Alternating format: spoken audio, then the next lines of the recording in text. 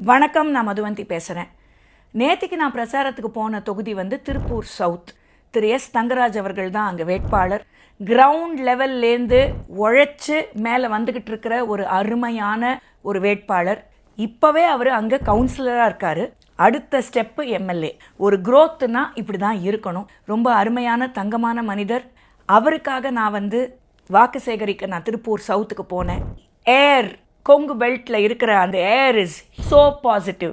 NDA தான் ஜெயிக்க போகுது. என்னுடைய பிரச்சாரம், நான் பண்ண அங்கே நடந்த எல்லா சம்பவங்கள் ரொம்ப அருமையாக இருந்துச்சு.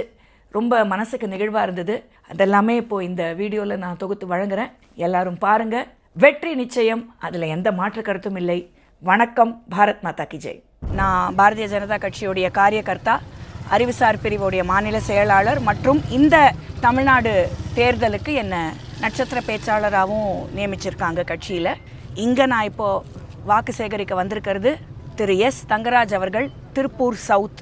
அவர் ஏற்கனவே இங்கே இப்போ நான் நின்றுட்டுருக்கிற வார்டுக்கு அவர் தான் கவுன்சிலர். அவர் பாரம்பரியம், ரொம்ப பெரிய பாரம்பரியம், இந்து முன்னணி பாரம்பரியம் அவருது.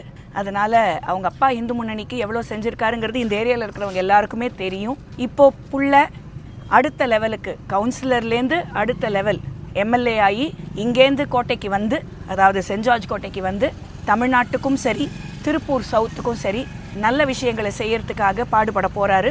கண்டிப்பாக ஜெயிக்க போகிறாரு. அதனால தான் நான் அவ்வளோ கான்ஃபிடென்ட்டாக எம்எல்ஏ அப்படிங்கிற வார்த்தையை நான் சொல்கிறேன். கண்டிப்பாக ஜெயிக்க போகிறாரு, அதில் எந்த மாற்று கருத்தும் இல்லை. ஒரு 2-3 நாளாக நான் பிரச்சாரம் போயிட்டுருக்கேன். திருவண்ணாமலை போனேன், ராசிபுரம் போனேன், இப்போது திருப்பூர் சவுத் வந்திருக்கேன். எனக்கு கிரவுண்டில் நான் பார்க்குறத நான் சொல்லணும்னு விரும்புகிறேன். யாருக்குமே இந்த திமுக ஆட்சி மேலே ஒரு திருப்தி இல்லை. முக்கியமாக குறிப்பாக பெண்களுக்கு சுத்தமாக திருப்தி இல்லை.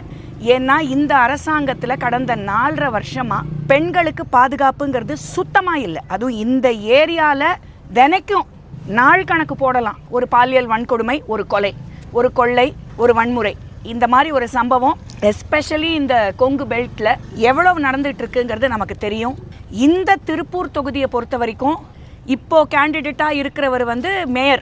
அவர் வந்து சுகாதாரம் அப்படின்னா என்ன அப்படின்னு கேட்குற அளவுக்கு இந்த தொகுதியை அவ்வளோ அருமையாக வச்சுருக்காரு. நான் அதை கிண்டலாக சொல்கிறேன்.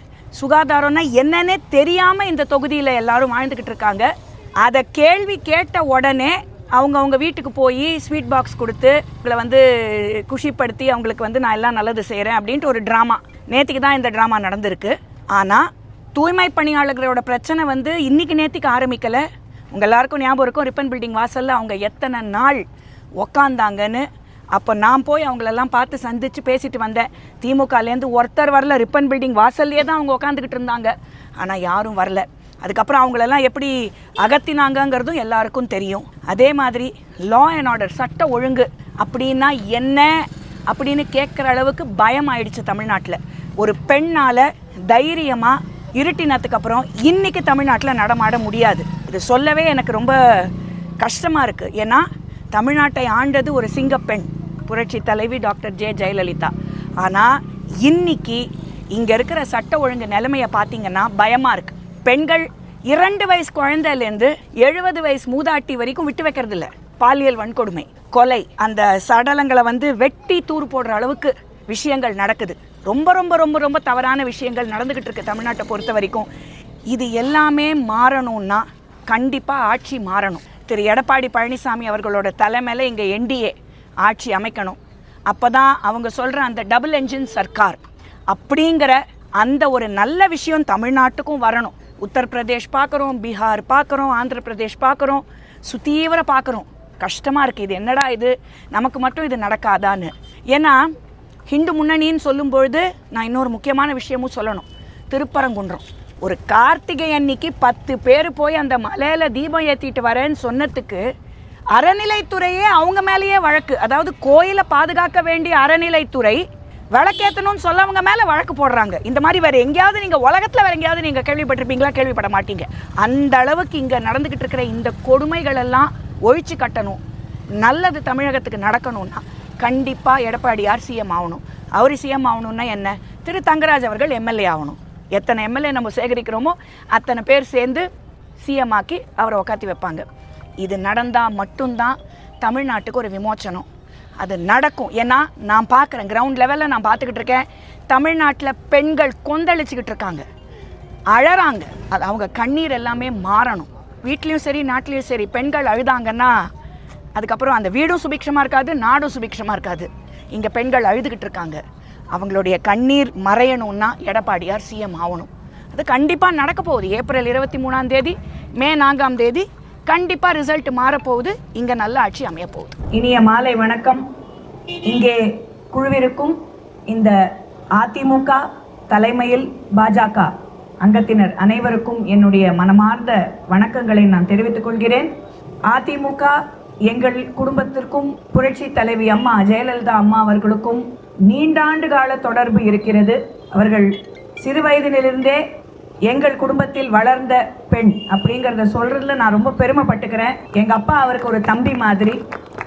அதனால் அம்மா அவர்களுடைய ஆசையோட எடப்பாடி பழனிசாமி ஐயா அவர்களோட தலைமையில் இந்த கூட்டணி அமைஞ்சு இங்கே திருப்பூர் சவுத் இந்த தொகுதிக்கு பாஜகவின் சார்பாக நட்சத்திர பேச்சாளராக என்னை நியமித்ததுக்கு முதல்ல நான் பாஜகவுக்கு நன்றி தெரிவிச்சுக்கிறேன். பெண்களுக்கு என்னைக்குமே அம்மாவுடைய ஆட்சியில் பாதுகாப்பு இருந்திருக்கு. அதிமுகங்கிற கட்சியே பெண்களை மதிக்கும் ஒரு கட்சி.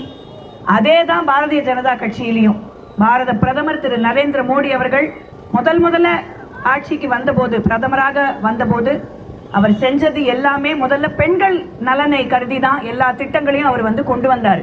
அது ஸ்வச் பாரத்தா இருக்கட்டும், பேட்டி பச்சாவோ பேட்டி படாவோ இருக்கட்டும், செல்வமகள் திட்டமாக இருக்கட்டும், முத்ரா லோனாக இருக்கட்டும், எல்லாமே பாரத பிரதமர் பெண்களுக்காக தான் முதல்ல அவர் அந்த முக்கியத்துவத்தை கொடுத்தாரு. அம்மாவுடைய ஆட்சியில் பெண்களுக்கு அவ்வளவு பாதுகாப்பு இருந்தது. ராத்திரி 10 மணிக்கு மேலே கூட ஒரு பெண் தனியாக நடமாடலாம் தெருவில், பயம் இல்லாமல். ஆனால் இன்னைக்கு இந்த கொடூரமான இந்த குடும்ப ஆட்சி, இந்த திராவிட முன்னேற்ற கழகத்துடைய இந்த கொடூரமான குடும்ப ஆட்சியில் பெண்களுக்கு பாதுகாப்பு இருக்கா? கிடையாது. பெண்களால் சுதந்திரமாக நடமாட முடியுமா? முடியாது. இந்த பகுதி, கொங்கு பகுதியிலேயே தினைக்கும் ஒரு சம்பவம். பாலியல் வன்கொடுமை, கொலை, கொள்ளை, கடத்தல். இது எல்லாத்துக்கும் என்ன காரணம்? தமிழ்நாட்டில் சட்ட ஒழுங்கு அப்படின்னா என்ன அப்படின்னு கேட்கிற அளவுக்கு தமிழ்நாடு சீர்கெட்டு கிடக்கு 4.5 வருஷமா. ஒரு டிஜிபியை கூட நியமனம் பண்ண தெரியாத துப்பில்லாத ஒரு அரசாங்கம் தான் திமுக அரசாங்கம். இன்னைக்கு இங்க நிக்கிற இந்த திருப்பூர் சவுத்துக்கு நிக்கிற திமுக கேண்டிடேட் மேயர். எவ்வளவு குப்பை! அவங்க மனசுலயும் அதே குப்பை வெள்ளையும் இருக்கு. அந்த குப்பையை அகற்ற அவங்களுக்கு தெரியல. ஆனா நாம எல்லாரும் என்ன செய்ய போறோம்? தூய்மை பணியாளர்கள் மாதிரி தொடப்பத்தை எடுத்துக்கிட்டு அவங்கள துரத்த போறோம். அதுதான் நம்ம செய்ய வேண்டிய வேலை. ஏப்ரல் 23 நம்ம செய்ய வேண்டிய வேலை அதுதான். இது மட்டும் இல்ல, இங்க திருப்பூர் சவுத் உடைய கரண்ட் எம்எல்ஏ செல்வராஜ் அவர்கள் நேற்றுக்கு என்ன பண்ணியிருக்காரு? பல்லடம்ல ஒரு பொண்ணு மேல கைய ஓங்கி போயிருக்காரு. அந்த சம்பவமும் பதிவாயிடுச்சு. இந்த லட்சணம் தான் இவங்க கேண்டிடேட்ஸோடைய லட்சணம். பெண்களுக்கு மரியாதையே கொடுக்காத ஒரு கட்சின்னா அது திராவிட முன்னேற்ற கழக கட்சி தான். இந்த மாதிரி இருக்கிறவங்களை நீங்க மறுபடியும் ஆட்சிக்கு கொண்டு வந்தீங்கன்னா திருப்பூர் மட்டும் இல்லை, தமிழ்நாடே குப்பையில போயிடும். அதுல எந்த மாற்று கருத்தும் இல்லை. ஆனா நான் பார்க்குறேன், கடந்த 3 நாளா நான் இங்க தமிழ்நாட்டில் சென்னையில் பிரச்சாரங்களை முடிச்சுட்டு தமிழ்நாட்டு பக்கம் வந்தேன். திருவண்ணாமலை, ராசிபுரம், இங்க இப்போ திருப்பூர் சவுத்து.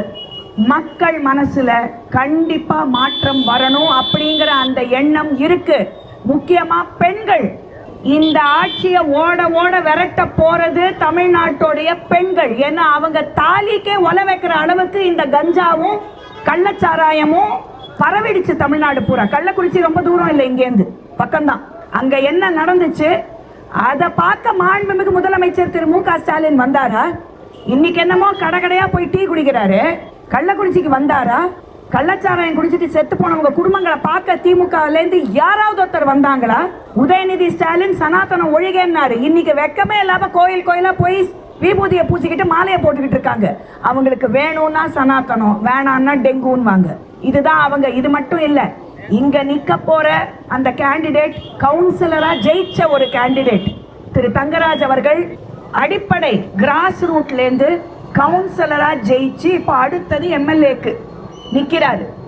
நான் கலைஞருடைய மகன், கலைஞருடைய பேரன், கலைஞருடைய கொள்ளு பேரன், அதனால நான் மந்திரி ஆயிடுவேன் அதனால நான் துணை முதலமைச்சர் ஆயிடுவேன்.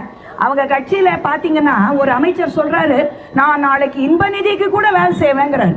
இதுதான் அவங்க கட்சியோடைய லட்சணம். ஆனா என்டிஏல நீங்க பாத்தீங்கன்னா எங்கேயாச்சும் நீங்க எடப்பாடியோட குடும்பத்தை எங்கேயாவது பார்த்துருக்கீங்களா?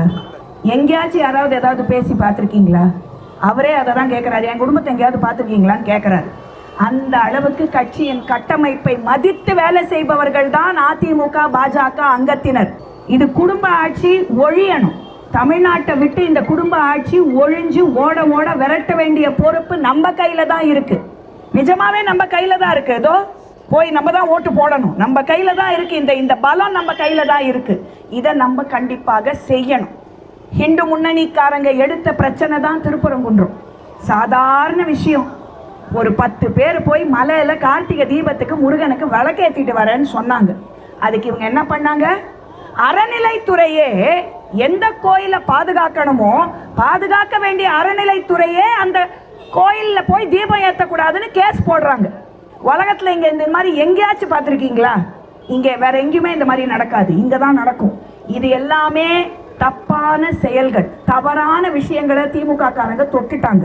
தூய்மை பணியாளர்களுடைய பிரச்சனை வந்து சென்னையில் அவ்வளோ நாள் போச்சு. ரிப்பன் பில்டிங் வாசல்ல பெண்கள் சோறு தண்ணி இல்லாம கழிவறையை கூட பயன்படுத்திக்க அலோவ் பண்ணல. ரிப்பன் பில்டிங் உள்ள இருக்கிற கழிவறைக்கு அவங்கள போக விடல. அந்த மாதிரி உட்காந்துட்டு இருந்தாங்க. அவங்களெல்லாம் போய் நான் சந்திச்சுட்டு வந்தேன். திமுக காரங்க ஒருத்தங்க வந்தாங்களா? வரல.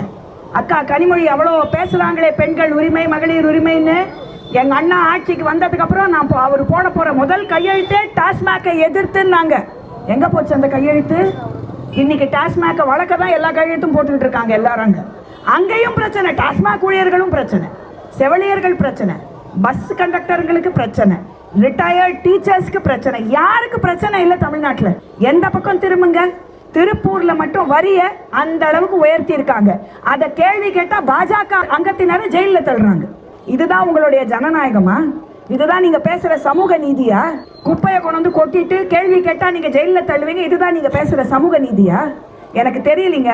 ஆனா நான் சொல்றேன், தமிழக மக்களை முட்டாளாக்கணும்னு 4.5 வருஷம் நினைச்சு ஆட்டம் போட்டுட்டு இருக்கிற இந்த குடும்பத்தோட ஆட்டம் முடிஞ்சிருச்சு. எண்ணி 11 நாள், ஏப்ரல் 23ஆம் தேதி இந்த குடும்பத்துக்கு, இந்த குடும்ப ஆட்சிக்கு, இந்த அராஜகமான இந்த ஆட்சிக்கு, இந்த திருட்டு குடும்பத்துக்கு தமிழக மக்கள் தக்க பதில் ஒன்று கொடுப்பாங்க. நல்ல பாடத்தை கற்பிப்பாங்க. ஓட ஓட விரட்டுவாங்க. மே 4ஆம் தேதி ரிசல்ட் நடந்து முடிஞ்சப்புறம் எடப்பாடி பழனிசாமி என்னும் நான் அப்படிங்கிற அந்த குரல் சென்ட் ஜார்ஜ் கோட்டையில கேட்க போகுது. அந்த பதவியேற்பு விழாக்கு நம்ம எல்லாரும் போவோம், போய் வாழ்த்துவோம் அப்படின்னு சொல்லி இங்க எனக்கு இந்த வாய்ப்பு அளிச்ச அத்தனை அதிமுகல இருந்து எவ்வளோ பெரியவங்கள்லாம் என் பக்கத்தில் நிற்கிறாங்க. எனக்கே பெருமையா இருக்கு. ஏன்னா எங்க குடும்பத்தில் வளர்ந்த பெண், ஆண்டுகிட்டு இருந்த கட்சி, அந்த கட்சியோட பெரியவங்க, இந்த சின்ன பொண்ணுக்கு நீங்க வந்து என் கூட நின்று எனக்கு வந்து இந்த ஆதரவை கொடுக்கும் போது எனக்கு ரொம்ப பெருமையா இருக்கு, ரொம்ப மகிழ்ச்சியா இருக்கு, நிகழ்வா இருக்கு, ரொம்ப சந்தோஷம். வாழ்க அம்மாவின் புகழ், வாழ்க எம்ஜிஆரின் புகழ், வாழ்க எடப்பாடியாவின் புகழ், வாழ்க பாரத பிரதமரின் புகழ், வாழ்க என்டிஏ. தேசிய ஜனநாயக கூட்டணி இங்க ஆட்சி அமைச்சா மட்டும்தான் தமிழ்நாட்டுக்கு நிஜமாவே கிடைக்க வேண்டிய நல்ல விஷயம் கிடைக்கும்.